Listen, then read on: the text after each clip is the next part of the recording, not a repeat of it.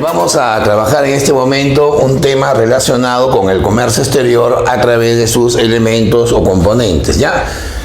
Hay tres elementos fundamentales para definir el comercio exterior. El primero se llaman las divisas, ¿ya? Luego vienen las reservas internacionales netas y luego viene el tipo de cambio. Lógicamente, el tipo de cambio va a ser su elemento más importante o condicionante, ¿está bien? Bueno, en general, ¿qué diferencia existe entre el comercio doméstico y el comercio exterior? Bueno, la diferencia va a estar en el tipo de unidad monetaria que se va a utilizar. Porque normalmente cuando se habla del comercio doméstico se utiliza la moneda local. En el comercio exterior habrá que utilizar más de una moneda. Justamente en ese contexto es que aparecen las divisas, ¿no? Entonces, el comercio exterior, a diferencia del comercio doméstico, utiliza más de una moneda. Esa moneda, que va a ser un medio de pago a nivel internacional, se le va a conocer como la divisa, ¿ya? Bueno, evidentemente las divisas más importantes es un cuarteto, ¿ya? Va a estar el dólar en primer lugar. Luego va a estar el yen por su estabilidad, luego viene el euro, ¿no es cierto? Y luego está la libra esterlina, ¿ya? Ese es el cuarteto de las divisas más importantes en el mundo. Claro, el contexto mundial dentro de unos 10 o 15 años puede cambiar. De repente podemos introducir el yuan, ¿no? La moneda china. Podemos introducir, por ejemplo, la rupia, la moneda de la India, evidentemente porque van a ser las megapotencias dentro de unos 10 o 15 años, ¿no? Ya son potencias, pero le falta todavía el sostenimiento bélico, el sostenimiento bursátil para considerar a sus monedas como divisas en el mercado mundial, ¿ya? Bueno, ¿cuáles son los condicionantes para que las monedas extranjeras se puedan llamar divisas? Vamos a considerar tres, ¿ya? En primer lugar va a estar la potencialidad comercial, ¿está bien? La potencialidad comercial. Luego viene la potencialidad financiera, ¿correcto? Y luego viene la potencialidad bélica. Estos tres elementos, al complementarse, van a determinar a una moneda como divisa en la economía mundial. La potencialidad comercial dependerá del nivel que tengan las exportaciones, ¿está bien? El tamaño de las exportaciones para un país va a sostener a su moneda en una cierta fortaleza o nivel comercial. Por ejemplo, la economía china es hoy la economía más grande en el mundo en nivel de exportación. Casi duplica las exportaciones norteamericanas, ¿está bien? Estados Unidos, Japón es otro gigante asiático, la Unión Europea, que considera pues a 26 países como un solo bloque, van a determinar pues que estas cuatro economías sean las economías top, digamos, a nivel de las exportaciones en el mundo, ¿no?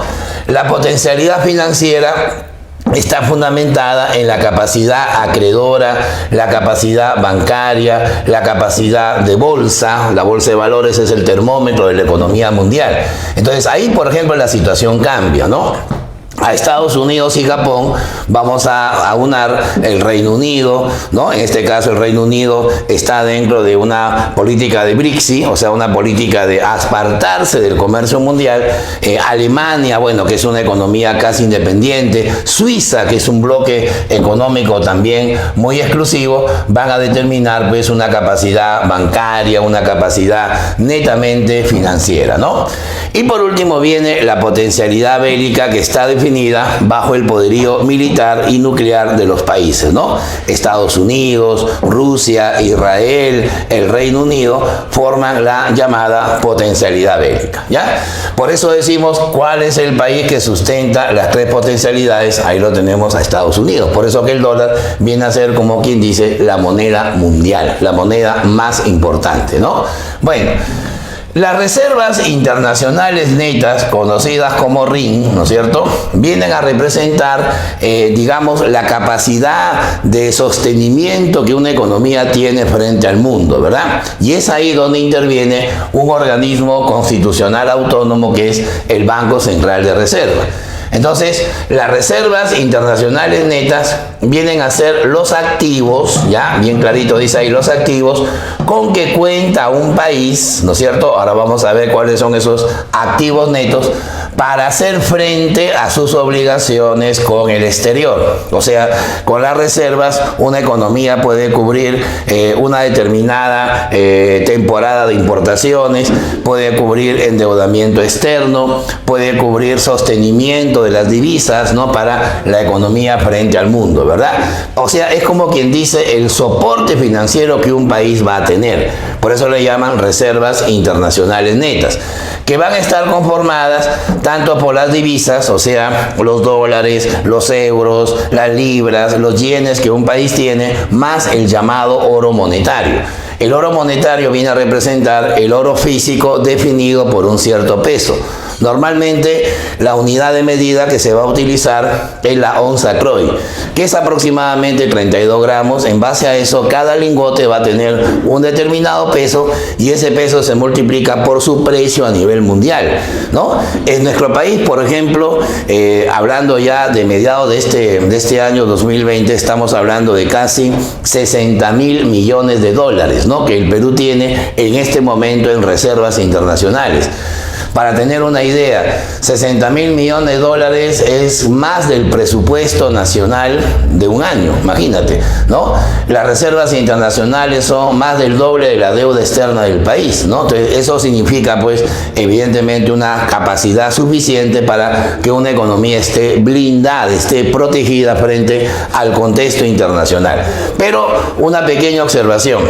El nivel que tengan las reservas internacionales netas dependerá del resultado que tenga la balanza de pagos, ¿no?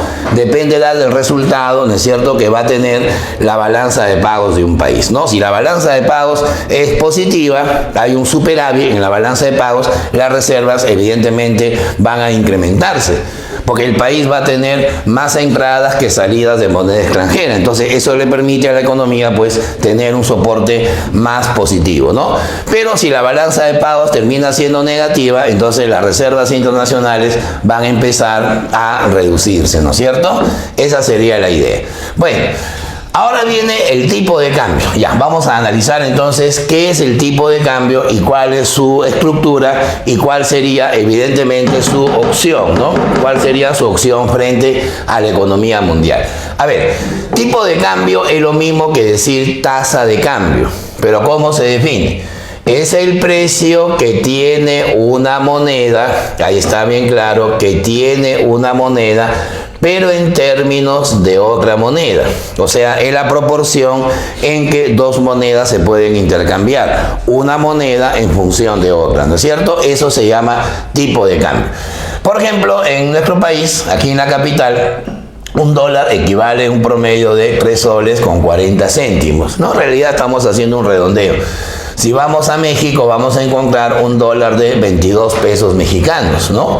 O de repente en el mercado europeo un dólar es casi 90 centavos de euro, ¿no? Eso significa un tipo de cambio. Entonces, conociendo estas proporciones, podemos también definir más o menos cuánto es el precio de una moneda en función de otra, ¿no? Si a mí me dicen, por ejemplo, que en México, a ver, un pantalón cuesta 600 pesos, lo convierto a dólares y luego lo convierto a soles. Y aproximadamente me va a dar unos 100 soles, ¿está bien? Eso sería la proporción en que las monedas se pueden intercambiar. Bueno, el tipo de cambio acepta 3 modalidades, ¿no? Va a estar el tipo de cambio fijo, luego viene el tipo de cambio flexible y luego viene el tipo de cambio administrado. ¿Ya? Vamos a ver entonces qué significa cada uno de ellos, ¿ya? El tipo de cambio fijo es un término que ya no debería ser usado en la economía peruana, pero queda como un remember, digamos, como una estructura de la historia del dólar en el Perú. Porque el sistema del tipo de cambio fijo fue un sistema que se implementó en el gobierno de Fernando Belaúnde en 1984 y duró hasta 1990. O sea, eso significa que duró todo el primer gobierno de García Pérez, ¿no? Y bueno, por algo lo vamos a recordar. El tipo de cambio fijo es aquel que está determinado por la autoridad monetaria. O sea que este dólar está fijado por el Banco Central de Reserva. Nadie más puede fijar el precio del dólar. a menos que sea el Banco Central. No hay mercado libre, no hay opciones competitivas, simplemente el control de los dólares lo tiene el Banco Central, ¿ya? A este sistema se le conoce como el sistema MUC, ¿no? El mercado único de cambios, el sistema del dólar MUC, mercado único de cambios, porque obviamente el Banco Central ejerce el monopolio sobre el dólar, ¿no? De tal manera que los exportadores de un país, en este caso el Perú, vendían sus productos al exterior, recibían dólares y automáticamente el Banco Central les entregaba la moneda nacional, que en ese tiempo era el INTI, ¿no? El INTI fue una moneda que tuvimos durante 5 años, entonces los exportadores se llevaban toneladas de INTIs a cambio de un poco de dólares. ¿Quién controlaba todo eso? El Banco Central. Y cuando los importadores querían obtener dólares, tenían que ir al Banco Central a comprar los dólares llevando camionadas de moneda nacional. ¿Te das cuenta? Eso era el control que supuestamente buscaba favorecer a algunos importadores, ¿no? El gobierno, por ejemplo, me acuerdo que definió un dólar para importar insumos, había un dólar para importar alimentos, había un dólar para importar bienes de lujo, un dólar para importar, por ejemplo, licores, un dólar para importar medicinas. Entonces había una diferenciación pues en el tipo de cambio, ¿no? Dólar caro para importar licores, dólar barato para importar medicinas. O sea, esa era la discriminación de precios que hacía con el dólar el Banco Central, ¿ya? Sistema que en la actualidad no existe porque generó pues un proceso de corrupción muy fuerte en el país, ¿no? Bueno, sin embargo, el Banco Central de Reserva puede hacer correctivos cuando controla el tipo de cambio, ¿no? Hay básicamente dos. Uno se llama la devaluación y el otro se llama la revaluación. ¿Cuál es la diferencia? A ver, la devaluación representa aquella medida donde el Banco Central decide elevar el tipo de cambio fijo. No, obviamente nadie lo puede cambiar, solo el Banco Central. Por ejemplo, recordemos un caso de hace más de 30 años.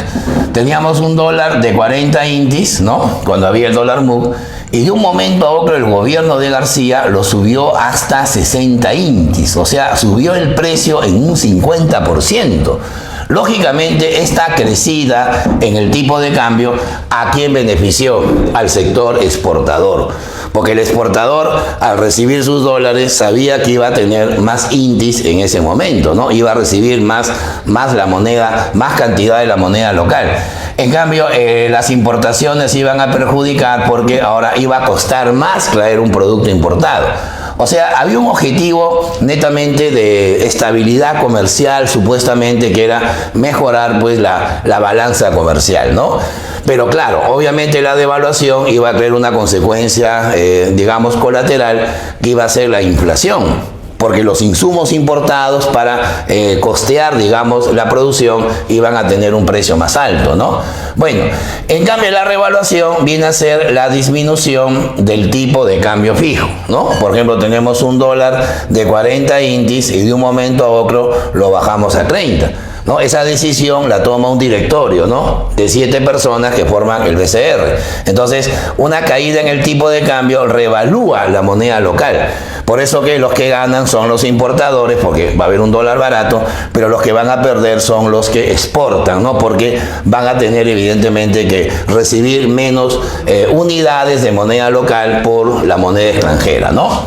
Bueno, ahora está el segundo tipo de cambio, la segunda modalidad, que se llama el tipo de cambio flexible, ¿no? La palabra flexible viene de variante, ¿no? Viene de cambio, de rapidez, ¿no es cierto? También le llaman tipo de cambio volátil, ¿no? Debido a que puede subir o bajar en cualquier momento con suma facilidad. ¿Por qué? Porque el tipo de cambio flexible va a estar determinado por el mercado de divisas, ¿ya? En el mercado de divisas hay libre competencia, hay libre concurrencia de vendedores y de compradores. De tal manera que los que ofertan dólares y los que demandan dólares sin ningún control del Estado van a determinar en libre concurrencia el llamado nivel o punto de equilibrio.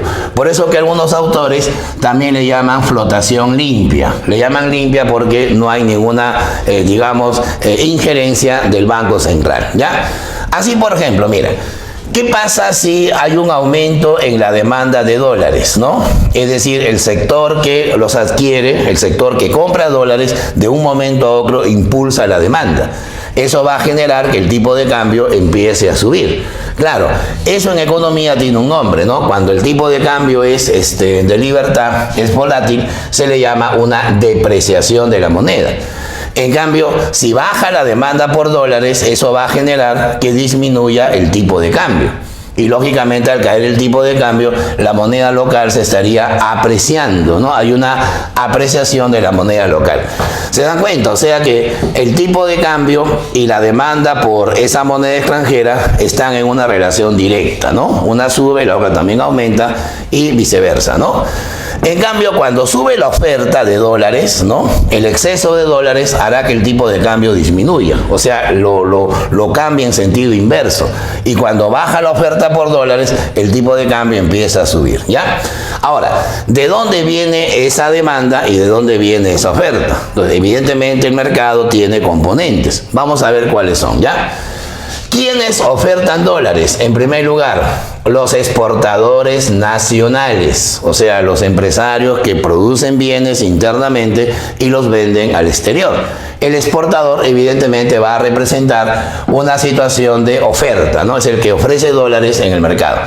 Mientras que la oferta también va a estar a cargo del turista, ¿no? El turista extranjero que viene a nuestro país, obviamente viene con sus dólares, los cambia por la moneda local para hacer sus gastos. Los inversionistas que vienen del exterior, pero hay una diferencia. Mientras este viene por un tiempo, o sea, es vacaciones, el de acá se viene a quedar. O sea que estos dólares son más importantes que los de acá, porque estos vienen a estabilizar pues la economía del país, ¿no? Y también estarían los que, bueno, en este caso los peruanos que reciben remesas, ¿no? O sea, que reciben dólares de otros países debido pues a que tienen familiares, tienen allegados que están en otros países y les envían dólares para vivir pues en el país, ¿no? Y a esto tenemos que agregar también lo que nosotros llamamos el lavado de activos, ¿no? O sea, lo que se conoce comúnmente como el ingreso de dólares que entran a través pues del narcotráfico, ¿no? De la tala ilegal, la minería ilegal, ¿no? Que al final pues genera que el tipo de cambio tenga pues una, entre comillas, estabilidad, ¿ya? ¿Quiénes demandan dólares? Lo contrario, pues, ¿no? Los que importan, ¿no? Del país. Evidentemente, si yo soy un empresario que necesito traer madera, ¿no? Voy a tener que comprar dólares para traer esa madera importada. O sea, yo soy un demandante. ¿Quiénes más demandan dólares? Los turistas nacionales, ¿no? O sea, los peruanos que salen a conocer otros países, ¿no es cierto? Los turistas nacionales. Y también los inversionistas peruanos que se van al exterior. O sea, los que, entre comillas, salen con sus capitales a conquistar la economía mundial. Ya, ahora, no confundir, porque una cosa son los correctivos y otra cosa son las distorsiones. Las distorsiones son los cambios que se producen en el precio del dólar debido a los cambios en la demanda y la oferta. Así, por ejemplo, la depreciación. La depreciación viene a ser el aumento del tipo de cambio flexible. ¿Por qué se genera la depreciación? Hay dos motivos. O la oferta ha caído o en su defecto la demanda por divisas ha aumentado. Entonces, evidentemente esa depreciación de la moneda local, ahí la ponemos como un ejemplo, de 3 soles 40, digamos, a 3 soles 50, eso va a generar que el exportador sea más competitivo frente al mundo, porque su producto generado aquí en el país, lo que produce en el país, afuera se verá más barato. Mientras que el importador va a ver que las cosas que trae de afuera serán más caras para él en la moneda nacional. O sea que tiene el mismo efecto que la devaluación, con la diferencia que la devaluación la decide el Banco Central, mientras que la depreciación no la decide, sino la interactúa el mercado, ¿ya? Ahí tenemos la diferencia. En cambio, la apreciación viene a ser la disminución del tipo de cambio flexible. O sea, eso significa que esa disminución se puede deber a dos razones. O que la oferta por divisas ha aumentado, hay un exceso de divisas, o en su defecto hay una caída en la demanda de divisas, que va a generar, como ahí lo muestra el ejemplo, que el dólar tenga ahora un precio más bajo, ¿no? ¿Quiénes ganan con un dólar, entre comillas, barato? Obviamente los importadores. porque les va a salir más barato traer un producto de otro país. Pero los que se perjudican son los que exportan, porque al tener un dólar tan barato, entonces su producto afuera se verá pues a un precio menos competitivo, se verá más caro que el que vende otro país, ¿no es cierto? Por eso que estos no son ajustes, son distorsiones que se generan cuando tenemos una libertad de mercado, ¿no? Aquí el BCR no interviene para nada, deja que todo vaya fluyendo en el libre mercado, ¿ya? Pero hay una posibilidad en donde el Banco Central puede intervenir, más no regular, que es diferente, porque una cosa es fijar, otra cosa es regular y otra cosa es intervenir. Hay diferencias ahí con respecto al precio de la divisa, ¿ya? El tipo de cambio administrado es aquel que está influenciado por el Banco Central de Reserva, más no determinado, que es una cosa diferente. Eso significa que, si bien es cierto el mercado es libre, pero ante la volatilidad, o sea, ante las variaciones repentinas que puede tener el tipo de cambio, ahí interviene el Banco Central. Algunos autores le llaman la flotación sucia, ¿no? Le llaman flotación sucia porque justamente hay una alteración, hay una anomalía que se genera cuando el Banco Central tiene el poder de hacer cambiar el precio de la moneda extranjera. Hemos dicho que las reservas internacionales netas del Banco Central están en más de 60.000 millones.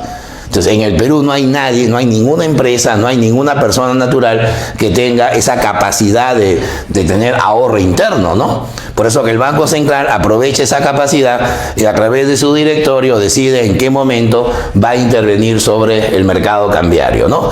Ahí, por ejemplo, podemos plotear más o menos cómo puede desempeñarse este sistema. A ver, acá, por ejemplo, mira, tenemos un tipo de cambio referencial y acá tenemos una serie de tiempo, ¿ya? Por ejemplo, en una economía con estabilidad de un dólar de 3.40, ahí se nota claramente la estabilidad, en algún momento el tipo de cambio puede dispararse, o sea, es muy volátil, ¿no? Esa volatilidad va a hacer que el BCR inmediatamente se preocupe, porque imagínate que llegue pues a un precio exagerando pues de 4 soles, sería inflacionario para el país. Entonces, si el dólar se va a disparar demasiado, inmediatamente el BCR va a tener que abrir su bóveda, ¿no? Y sacar dólares para llevarlos al mercado. La disparada del dólar va a generar que el BCR tenga que venderlos, ¿no? Vender dólares justamente para hacer que el dólar nuevamente pues empiece a caerse, a estabilizarse. Más que caerse, bueno, sufre una caída, ¿no? Pero va a buscar una estabilidad, ¿está bien? ¿Quién ha logrado que el dólar vuelva a su normalidad? El BCR. Nadie más lo puede lograr. Por eso le llaman flotación sucia, ¿no? Siempre vemos en las noticias, BCR vendió 500 millones de dólares. ¿Por qué lo hace? Para evitar la disparada en el tipo de cambio. Pero también puede pasar lo contrario. Puede haber una caída estrepitosa, ¿no? Un crack, ¿no es cierto?, dentro de la estabilidad cambiaria, y puede generar que el BCR haga lo contrario. ¿Qué hace el BCR si el dólar se derrumba? Va a tener que estimularlo, pues, porque los exportadores se van a salir perjudicados. Ahí el BCR va a tener que comprar. ¿Ya? Va a tener que comprar dólares justamente para que esa mayor demanda pueda hacer que el dólar nuevamente empiece a recuperarse, ¿no? Y al final vamos a tener un dólar que va zigzagueando, ¿no? Pero ese zigzagueo lo genera el propio Banco Central, ¿ya? El BCR, ante una disparada, sale como loco a vender dólares para estabilizarlo, hacerlo caer, y ante un derrumbe demasiado volátil, ¿no? Busca levantarlo hasta llegar pues al nivel de equilibrio, ¿ya?